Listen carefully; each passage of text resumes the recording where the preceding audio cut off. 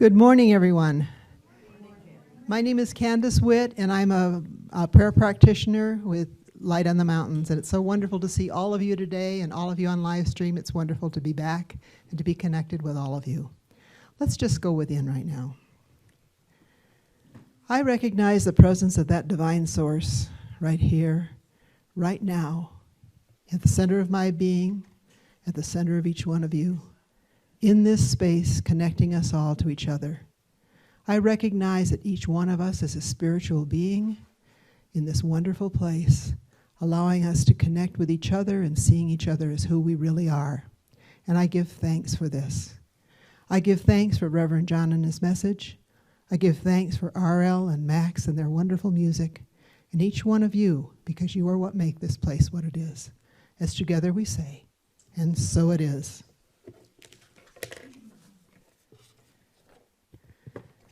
The quote by Ram Dass that Reverend John used at the beginning of his blog this week really struck me. If any of these roles are who we think we are, social worker, therapist, mother, what's left when they fall away? Where's the rest of me? We arrived in Sun Valley just a week ago after 3 days of driving and having received some difficult family news that needed processing. When we arrived at the house, I was in a very scattered state. The car needed to be unloaded, and everything we had brought with us needed to be put back into place. I immediately jumped into the doing mode. It seems that when so many things pile on top of each other, I tend to fall into that doing place, that place of putting on all of the roles, as Ram Dass said, to get the tasks done. But in the process, I have forgotten what's most important. I have forgotten to connect to who I really am. After all, I'm a spiritual being having a human experience. We all are. It's the most important part of who I am. And I think that's what Ram Dass is referring to as the rest of me, when the roles fall away. When I remember and connect to that spiritual being first, I know that everything goes more smoothly. I know that I have more energy to do those needed tasks, but I also know that I come from a kinder place, a place where I'm nicer, a place without frustration. I have to accept that it's okay to not put all of my tasks first, to not do them the way my thinking mind says I should. I need to come from the perspective that this human's major role is as a spiritual being, one connected to that divine source. I often refer to what we term God as the creative expression of life. And knowing that, what better place to begin what needs to be done than from the recognition of that creative expression, where all of those creative possibilities will allow me to see better ways of doing things and connecting with others. The doing does have to get done, but I have to put it into perspective. Life is easier and better if I first recognize that divine spark that is at the center of my being and each one of us. It certainly makes the journey more joyful. Let's go ahead and just read that affirmation. It's at on your insert. It's just underneath the purple part. Let's read it together. I am perfect, whole, and complete as I accept both the light and the shadow of my being. Thank you, Candace. Good morning, everyone. A thought of the day. Okay, really, it's a thought of the week, because do you ever notice how sometimes your week has a theme?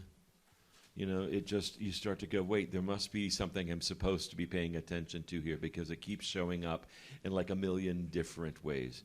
So Wednesday night, I had the great pleasure of being part of Max Steinmach's last choir concert as he's moving into a retirement. And, oh man, it was great. And we had been sneaking around, not really behind his back because he knew stuff was up, but we put together an ensemble of his choirs and some alumni and some community members and fellow teachers, and to prepare a special song. And so as I looked at that collective, I was like, wow, what an amazing collection of people, very different, not homogenous, but come together for a single goal, and that is to celebrate and honor Max. And so then Thursday morning, I was with my group of kids that rehearse in the mornings, and we were talking about the experience and talking about what next year might be like, and the question came up of, do we want to be a bigger group next year? Do we want to have more people in? And some people were like, yeah, and others were like, I like our group the size it is. I feel like I fit just right now. And I looked at that group of folks, and we are a unique lot all to ourselves. Maybe you would not immediately find the common thread among us, except that everybody likes to sing, and everybody enjoys being with each other, and everyone really enjoys the fact that we've created an environment where everyone is welcome, and that's where the conversation led. Kids went, I don't know, the first time I came I was really nervous, and I walked in and everybody was so nice, and I stayed. I was like, okay, that's good. So that there's Wednesday and Thursday. So Friday, I am asked to sing at a memorial service, and I am asked to sing a Brad Paisley song. Now, I think of myself very much as a country western singer. Not only that, but I was singing with Kim Stocking, who does that. And so I was a little nervous about all of that. And I walked into this amazing room with this abundant group of people who'd gathered. And as I looked at them, I thought, first of all, I noticed that most of the cowboy hats and big belt buckles in Idaho were there. I was like, you all know this song, you should just sing it.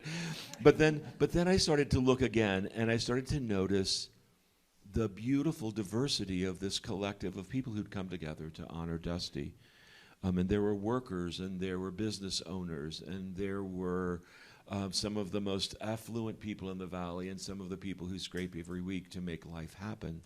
And they were all sitting there side by side, and it worked, it fit, because there was a commonality, there was a common goal, and it was to honor Dusty, and it was to support the family. And then on Tuesday, I leave town to spend some time at my new place down in Texas, where I am among a really diverse set of people. Some of the most conservative people I've ever met, and some of the most liberal, functioning as a community. And it works. And out of all of that, I get this idea that maybe there is the possibility that we might collectively, and maybe only in small groups, like groups that meet before school to sing, to start with, but that we might start to find commonality, that we might start to realize that we can be unique and individual and have different opinions and different points of view, and like chicken instead of fish, or seafood instead of lamb, and that it can all still work out. And I think we've, in some ways, gotten to this place where we don't believe that's true, where we think our goal is to make everyone understand why we think what we think.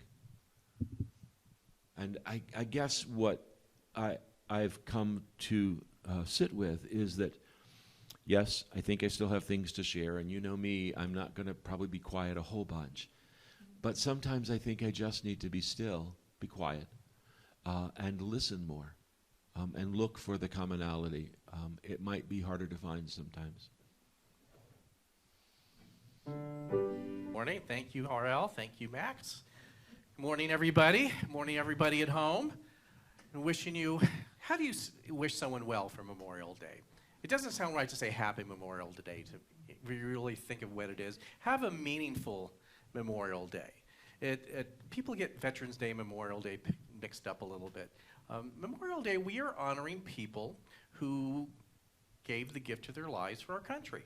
And that's a pretty significant thing. Sometimes I think, obviously, would prefer not to have, but to be part of a bigger idea of who we are as a country and be willing to do that, I think is pretty significant. So these 3-day holiday weekends are supposed to be fun, but remember a little bit, honor some, especially someone in your family, fathers, grandfathers, just think of that. But in that vein of bringing some meaning to this weekend, to me, May is a very meaningful month. You think, why?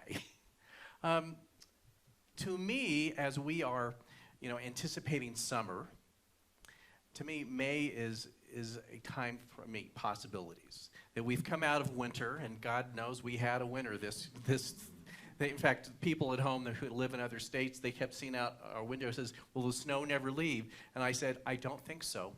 But it did. It did. But for me, it's a time of like renewal.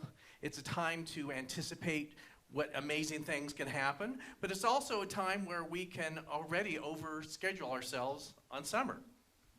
Don't we already, many of you, have this idea of maybe too much? And often in September, it's like we've slid into home and we're like, what did I just do? So be mindful. Invite amazing things into your life. Learn that a powerful yes does not have power unless you also have a powerful no. Just think of that. And let's invite amazing experiences for the next several weeks and feel good about it. But you have to have both. So in that kind of vein of our yeses and nos, we are at the last week of this month's theme, which talking about what we see as the light of ourselves, and sometimes as we see the dark of ourselves, or we call our shadow self. And ultimately, there's nothing, a shadow self, meaning these terrible things lurking in the darkness, but we sometimes put some things aside that we maybe don't want to look at, or we don't maybe want other people to see, that we might have a little bit of shame about them, that we just want to put up a persona that it's not there. Doing that gives it great energy and gives it great power.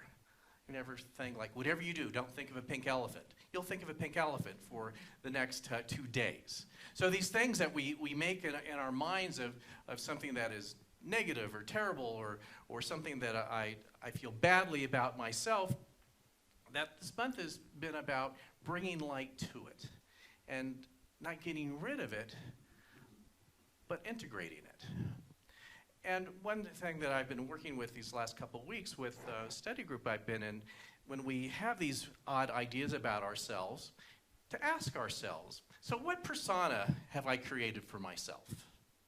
And the reading we've done is, what name tag have you created for yourself? What do you want people to see? And I took it a bit further, what uniform do you put on, either in, visually or in consciousness, along with your name tag, that you think, okay, I'm good to go now? Has any of you had a job that you actually wore a uniform? Dairy Queen, anything? I mean, really, has anyone had? I have. I wrote a little bit about it. There's something about putting on a silly uniform to work. And you only know that if you have done that. And I wrote in my blog this week about working 3 years as a teenager at Farrell's Ice Cream Parlor. Does anyone remember what that is? Yes.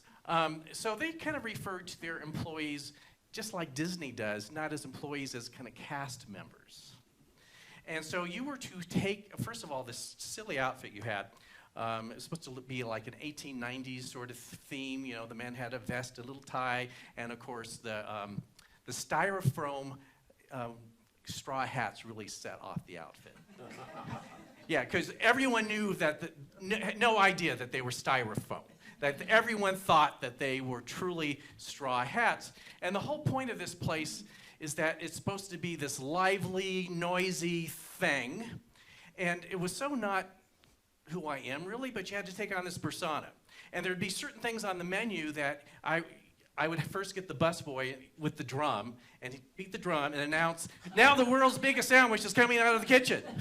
Now the world's biggest sundae. And they put it literally on this stretcher, and these, we'd run these things around here, and then you'd have, this sundae that was a double sundae, and, faux shame them in public for eating it all. And again, it's like, everyone's attention here, he ate too much. And of course, they ordered the sundae knowing that was going to happen. And usually that was really big on football night, with the high schoolers and all the guys, like, yeah, give me two, I'll get two awards and all that, and birthdays, and Saturday was birthday hell. We used to take bets on which kid would lose his ice cream first. I know, terrible, isn't it? But it was so funny, but it was this persona. And if I was out in public, like on my way, making a couple stops on end, people would stop me, because this cast member kind of thing. And the kids were like, oh, my God, you work at Farrell's? Yeah. Yeah, weren't you the kid that lost it, table 20 last week kind of thing? And then I also wrote a bit how it was interesting that people would encounter me that were regular customers without my uniform. It was like they were confused. Why don't you have that styrofoam hat on? Why aren't you banging a drum and telling me to eat too much? And just funny, we take that persona with you. And I think it's a significant growth in consciousness, or leaving our smaller selves behind, when we're willing to lovingly let go of a uniform or a name tag. I remember well the last shift I worked at Farrell's for two reasons. One, it was a tradition that you would get whipped cream on your last day. So yes, two people met me in the parking lot with cans of whipped cream. But there was this sense of I was making a step to the next thing. And even at the age I was, 16, 17, and 18, it taught me a lot about a lot of things. I mean, can you imagine ourselves at that age and learning how to deal with customers and cranky Karens, and no offense against people named Karen, but you know what I mean, to that level of dealing with people at that age. And it allowed me to have an apartment. It allowed me to buy the ugliest car in the world for $350. But what I'm saying is that I was grateful at the same time, and I really was ready to let the metaphorical uniform and badge go at that time. It really had worked to the next thing. So if we can start looking at our uniforms metaphorically and our name tags as something that we should lovingly and gratefully let go when it's time. Often we don't, though. I think we have a little fear of letting those personas that we've created for ourselves go completely, especially when we're in real time. But look at yourself back 20. What was your metaphoric uniform? What was your name tag? And aren't you glad to have blessed that person down the road? I mean, really think it, not that it was a bad person. I love and respect the 18-year-old version of myself. But he was so burdened, and I'm so glad I found it within me to let it go. So if we can see that in looking in the rearview mirror, maybe there's a part now, even if you're alive, you have lessons to learn, that there is maybe subtle aspects of our metaphorical uniforms and named badges that it's time to let go. And to get over this feeling that here's how we as humans work, we think that letting go is a giving up. In other words, well, there's something really good in there. Well, if there's good there, you keep that. But to let go of that anxiety that somehow if I let go of this persona, this role, that people will see the real person and they might not like it, or I might not like it. Guess what? They will. So to just let it go. So where do we get these name tags and outfits? Well, I think we got our first outfit issues, or issued to us. That's a good, I didn't make that connection. Our issues that were issued to us in some respect in the households that we grew up. That they were training grounds to put us off into life to learn a lesson. And I was thinking of this week in my reading, and I thought of, the reading brought up something I never had thought about before, or quite as deeply before. So think of your experience growing up, the household. Don't go to that weird place, I'm not trying to go there. Just think of it non-judgmentally, what it was like, who you encountered, the cast of characters in your family and your neighborhood. Just kind of be present. We're not going to those like, oh, it was good, bad, or indifferent. Just be present. And realize that that experience was perfectly devised for you with your participation on some level to form the most perfect core life lesson that you were going to work on. Just think about that. And you're like, Uh-oh, that's a little frightening. Just think about that. Have you thought about it in this way? Yes, we all know that we've learned lessons, but it was the perfect setup for the core lesson of your life. And it took me a while to really think about that or what that might be. So think about that for a bit. You might not come up with the ultimate answer today, because as I thought about it, it was a little bit more complex than I thought, actually. And so maybe some people could come up with, oh yeah, I've thought about this before, this is the thing. And that core lesson is setting you up for life. So as I was thinking about this further, think of the moment that you left the home of your upbringing. Regardless of how you judge it as a good, bad, indifferent experience, you left home with a backpack, metaphorically speaking. You left with the lesson you were charged to learn in life. You left with the story you formed in the household in which you were raised. And then, in that backpack, whether you realize it or not, you had a superpower. Let's look at all that. We often don't think of ourselves as having superpowers. So if you're wondering what the lesson is, let's start with your story. I don't know about you, but I am just tired of telling my story. In fact, I almost don't want to meet new people because they might want to know about the first 20 years. It's like, oh God, can't I just give you a flyer? I don't even want to talk about it anymore. I mean, it's just like, oh God, it's such an old story. It's such an old name tag. But think of that story. Think how you have told that story throughout your life. Think how the story may have evolved a little bit. Think how maybe as you looked at it differently, got a little bit older, talked to other family members, how that story may have shifted. And if you tell that story, from a bird's eye view, meaning taking the emotionality out of it, taking the judgmentalness out of it, you might land on what that perfect lesson was for you to look at. So here's some clues with looking at your lesson. It's reoccurring. It's not a one-time, it's healed sort of thing. It follows you wherever you go.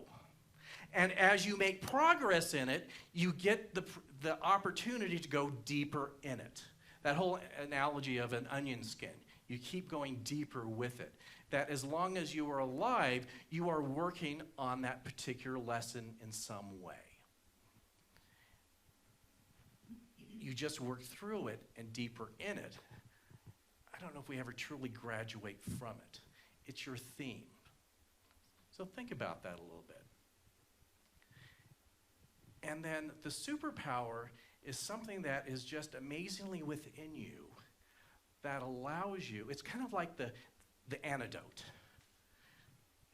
The surprise spell if you're a Harry Potter fan. It's just like, boom, this is going to take care of it right here. Or not take care of it, but be the thing that helps you through it. So I was surprised of my life lesson, or I guess the core one, which basically was, you don't have the power to change other people. Isn't that shocking? You don't have the power to change other people. And so as many of you know, parts of my story, growing up with two alcoholics and drug abusers who never went into recovery, our dream as children was to change them. And wouldn't that be your dream, anyone you see hurting on that level, to change them?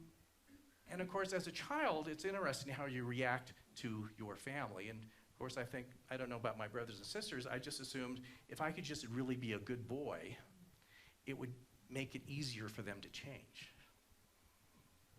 I thought if I would do things like, believe it or not, like vacuum and dust, it would just make everything nice and everybody could play nice in the household. But it didn't work that way. And so whatever your lesson could be similar to that. You find that, or at least I have found that in so many different situations where I would love people to show up differently and to know that I can't do that for them. But here's the superpower. I can't heal people, but I can be a healing presence with people. There's a big difference. Saying that you can heal, meaning that you can change, is one thing. But to be a presence where you witness and stand for their perfection, regardless of what their human life is like, is completely different. So, as many of you know, or all of you know, we have prayer practitioners here, like Candace, and we have Sarah. Any others here? Oh, and like in front of me. I'm looking at the wrong part of my glasses. Okay, there you go.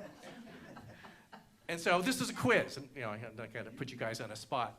So when they are taught to go into prayer for people, you might say, well, what are they supposed to do? Are they supposed to, quote unquote, heal the other person? No. What they are trained to do, and I'm to do, is to heal within myself any idea that I think they're not enough. So if they look in my human judgment like a big old hot mess, I need to pray about me believing they're a big hot mess. And as I heal my perception about them within myself, it's like Wi-Fi. I am radiating the fact that I truly believe that they are perfect, whole, and complete. And they can hook into my Wi-Fi and make the choice to go there. That's how it works. And so through a life realizing is that I can take a stand for other people, and it is up to them to take healing or to not take healing. So look in your life a little bit. What's the core lesson? Have you stumbled upon your superpower yet? I mean, think about it. You've had hints at this point in your life. You had to have had little hints. You've stumbled into it a little bit. And how does that work together? But it gets a little bit more complicated. So we often think, well, this is my lesson, and my life is about learning this, which is true. But the other side of the coin is, it's not just about learning it, you also have a responsibility to teach it. Didn't see that coming, did you? You think, no, I just need to receive, I need to learn, I need to heal, I need to bring this in. And the other side of the coin, again, is as you are learning this, you need to model it. You need to live it. Again, you're not standing on a pulpit here saying, this is what I come to learn, and please, this is what you need to do. You need to model the experience. And as you go into deeper healing, you're able to actually model it in a better way.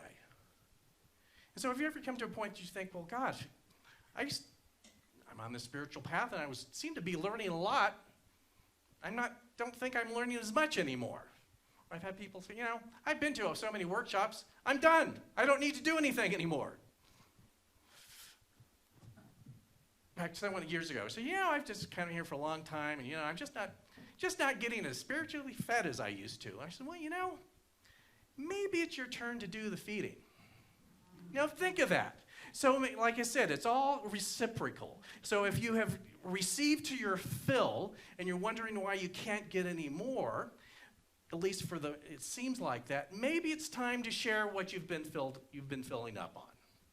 So that's how this all works. So it is your lesson to learn, but then it is also your lesson to teach. That, again, maybe it's time to do some of the feeding. And what this ultimately is, it's this process that we are continually leaving behind what we call the small or personality self. The things the phony barriers that we've created for ourselves, phony limitations that we've created for ourselves, and to know that there's something bigger operating within ourselves. It's just like with the quote that Candace referred to. We get so hung up on our roles that we forget what it's all about. That once we take away those name tags and those uniforms, what are you left with? So, it's Memorial Day weekend. You may go to a barbecue or two. but make it count. As you are honoring those who were in service, it's a time to be in that space to think about what your lesson is, what your gift to the world is, what you are here to teach at the same time that you're learning. So, that's all I have for today. Let's just take this within. First, let us give thanks for so much. Let us give thanks for those people in our country who have made such a sacrifice. And let us affirm now the greater idea of our country, of self-determination, of sharing, of freedom. And we hold those truths in our hearts, regardless of some of the circumstances we may see. We know that's the truth of our country and of us. And we look at the truth of ourselves. We release our barriers. We release our name tags, our uniforms. And we get down to what's truly there. We learn the lesson that we came here to learn. We learn the gift that we came here to share. And we learn to teach that which we have been learning. We do this with great joy. We do this with great gratitude. And we do this with great trust and understanding. And in this, we simply release it. We let it go. We release our attachment to how the physical world unfolds. We accept and embrace that perfection. And so it is.